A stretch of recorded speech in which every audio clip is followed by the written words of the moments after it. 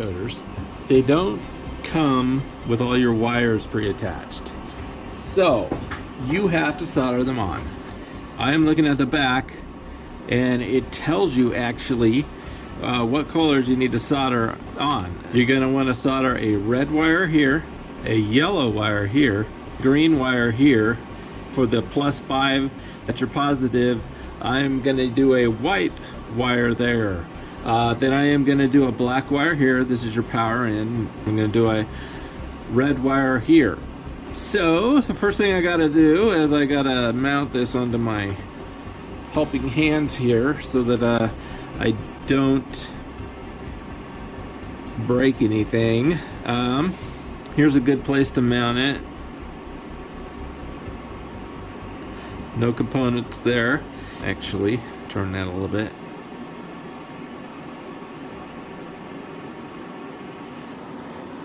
Now, NCE recommends a 23 AWG wire. I'm using a 20. They actually recommend higher than that, even better. 20 is all I got. That's what I'm going to use. 23 will actually fit through that hole. So what I am going to have to do is I'm going to have to just barely cut back the sheathing on that just a little bit and solder it right to the back right there. Now what I've been doing is I've been going ahead and pre-cutting back the sheathing just a little bit to just so slightly right there.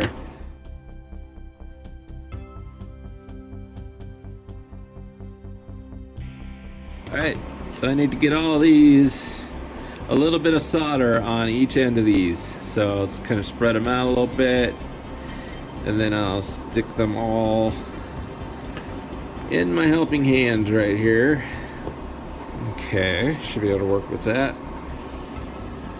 And we'll just drop a little bit of solder on the ends of each of these wires to pre-tin them. This is essential because you don't want to apply too much heat to that circuit board.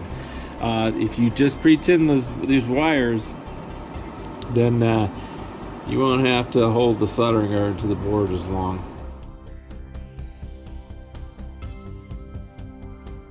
Now what I'm going to do is I'm going to take and apply just a little bit of solder to each of these points on the board where I need to solder a wire to.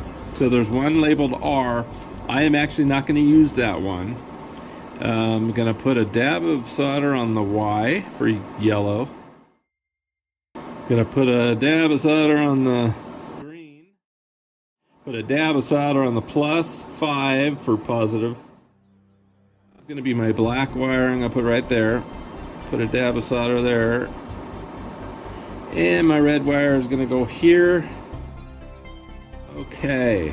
I am going to put the red wire here. So just kind of get it put into place. Sorry, my camera was off, out of range there. And I will melt that solder, and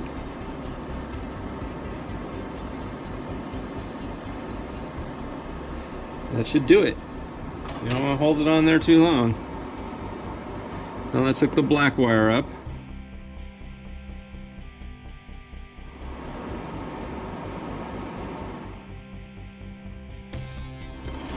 So I'm going to hook my white wire on now.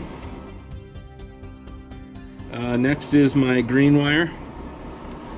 It also says white right there, white/green. White is for some other application that we will not be dealing with. So we want green. The yellow. Now they are all connected. That is all wired up. If you wanted to have another LED in operation, you can have 3 LEDs going. That's where that red wire would go. I am only using 2 for a signal, so I only need 2 wires. Now here's the thing about the Light-It decoders. They don't come in accessory mode from the factory. You have to activate it.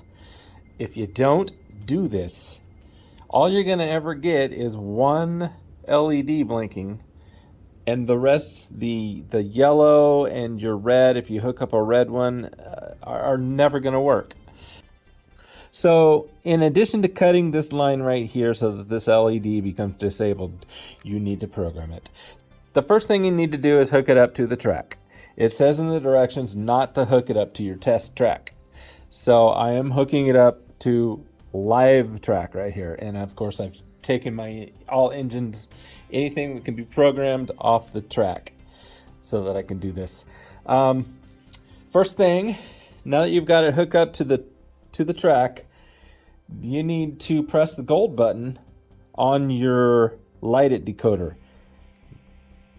See, that makes it flash right there, the LED. So you got to be kind of quick because this is going to time out. So you want to press select accessory. ACCY is abbreviated. Select accessory. We're going to give it a number, in this case 2042. 2042. Press enter. Press 1. Now, I did not do that fast enough. See how it times out? You don't have much time to do this, so you can't talk while you're doing it. Those were the correct steps. So I'm going to go ahead and do this fast without talking.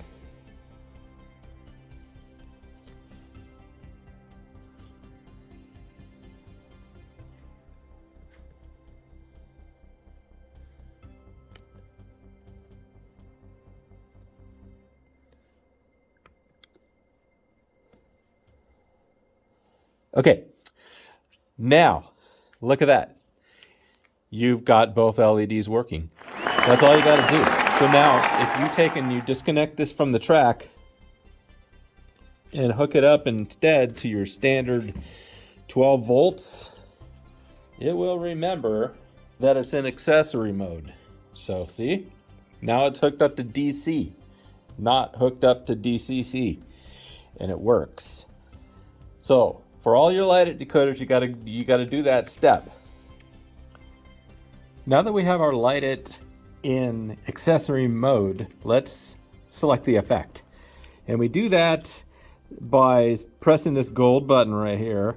What we want to do is we want to get it to the flashing point. Just keep pressing it until it's flashing fast, so that we can kind of tell where we are. So rapid flash is letting you know it's at the end of the list. You may even be able to use that for something, but next time I press it, it's going to be off. Okay, so now we know where we are in the chain. Off is there. The next one is going to be a steady on.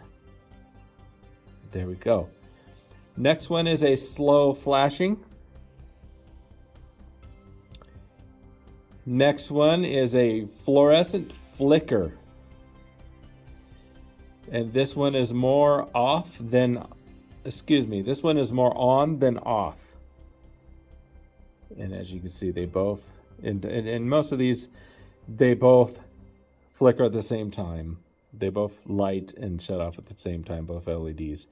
Next one is going to be also a fluorescent flicker, more off than on. Now this one, it's controlling both LEDs separately, so that's beneficial. Next one is also a fluorescent flicker, definitely dying fluorescent tube. So that is that mode, that effect. Okay, the next one is a single strobe light every 2 seconds.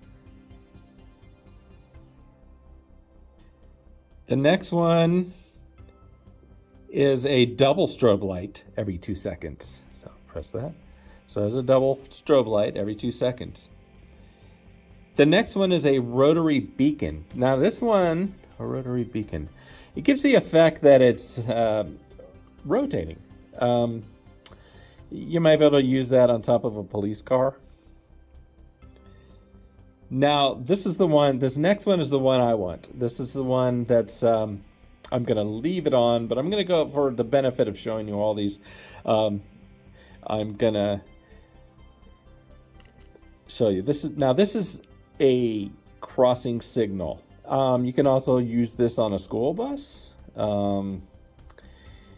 But this is the one I want. So when I'm done, I'm going to set it back to this one. You've also got a crossing signal phase B. Now that, it just blinks them both at the same time. It doesn't switch them back and forth. Let's see. The next one is random on-off. Times are from 4 seconds to 1 minute, so I won't be able to really sit here and show you this one. So that one's just gonna shut off at random times between 4 seconds and 1 minute, as it says. The next one is random on-off between 4 seconds and 2 minutes. With these, you could simulate a building where lights in certain rooms are coming on and off. Yeah, see, so let's shut that one off. If I had 3, so you can hook up another wire, that red wire here. You could hook up to a third LED, and it would control the times that it turns that one on and off as well. So the next one here is the same thing. Random on-off times between 8 seconds and 4 minutes. This next one is mercury vapor street lights coming on. It takes about 30 seconds to get full brightness. So let's go. So you can see it comes on really dim, and slowly is going to reach full brightness. So I'll probably speed up the video. But, just getting brighter and brighter. So you can use these for street lights, anything that you can think of that you want to come on really dim and slowly come to full brightness. But once it hits full brightness, it's just going to stay at full brightness. It doesn't cycle over. And then here we are back to that rapid flash. It just shows that you're at the end of the cycle. And anything else that you can think to use it for is available. Yeah, so let me set it back. I'm going to set it back. So these are also numbered. They're in your book. So you've got a manual here, page 4, that tells what all of these effects are. I'm going to get it back to 0. And 0's off. I want 9. 9 is the one that I want for my crossing signal. It's going to flash those back and forth. So 1, 2, 3, 4, 5, 6, 7, 8, 9. And there we go. So this one is programmed. If I unplug it, it'll remember its setting, and this, as long as I don't press that button, this is always going to be set up for this crossing gate. I can unplug it now and be ready when I need it. So there you go. Okay, let's get things hooked up here. Here's my NCE Light-It circuit. It is all set up and ready to go. I'm going to first, on the signal, I'm going to isolate the 2 positive leads and the 2 negative leads.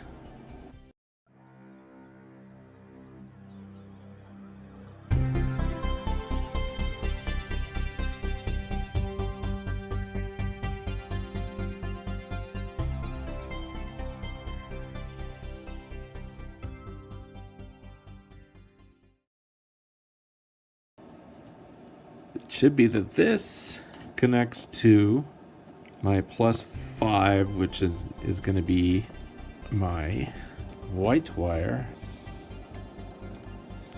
and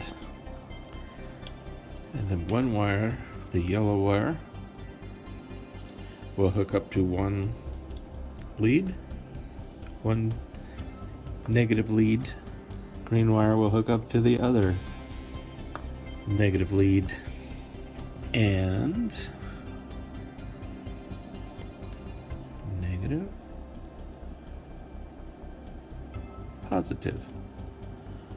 Crank this up to about, I don't believe it functions less than 5 volts. And there we go. All right, it is working.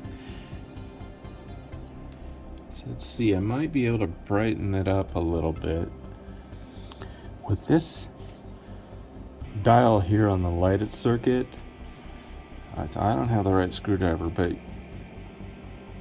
you should be able to turn it clockwise and get a little bit more brightness. Okay, that's about as bright as I'm gonna get. So now what I'll do is I will take some heat shrink, attach some longer wires. Let's see, what I'm going to use is, well, I want to use the colors that are obviously the colors, because this attaches to my, okay, let me back up here for a second. So I don't want to permanently affix my Light-It circuit to this unit. I think that I am going to be able to get away with using another Light-It circuit that is already on my layout. On the other, I've already got a crossing signal on the other side of the same crossing. So I think I can run one Light-It circuit on both of them. NCE says not to do that. I'm going to do it anyway. A month from now, I'll tell you what happens if that doesn't work out. But I think I'm going to be able to get away with it. I'm going to call conspiracy and say they're just trying to sell more units. But and rightfully so. But I'm going to save this circuit for another crossing. I'm going to just try to use one circuit per crossing because, yeah, I'm cheap. All right, let's hook up some wires. Now, the most important thing to remember when soldering is kill the power to what you're soldering. There. Otherwise, especially with the soldering iron that I have, you're gonna send some feedback through the wire, and you're just gonna kill the unit. You're gonna fry what you're working on, the equipment that you're soldering. I've done that before. Okay. All right. I'm gonna do the yellow one first. Then do the green one. Then the black ones. I'm gonna take some heat shrink. All right, take a larger heat shrink tube, and I'm gonna just kind of hold them all together.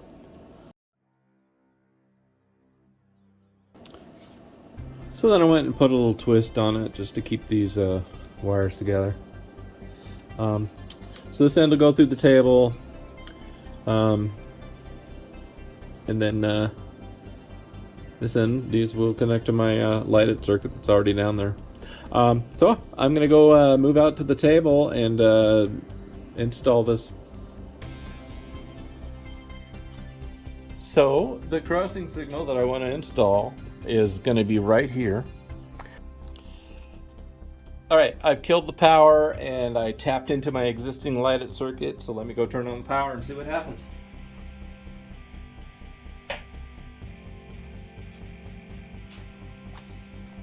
And as you can see, it handles it just fine. If it's a little bit dimmer, I can't even tell. Yeah, so I'm gonna go with it. That'll be about half the Light-It circuits that I'm gonna need to buy. Just one per crossing grade. I promise if this one ends up blowing up after days, weeks, months of use or something, I will report back and let you know. All right, I'm gonna go ahead and drill. Place that I'm drilling has about a foot of mountain that I need to drill through. So I've got a very long drill bit. For fishing wires through my layout, I like to use this piano wire. I think I got it. So I'll pull the tape off on the other end and I'll hook it up.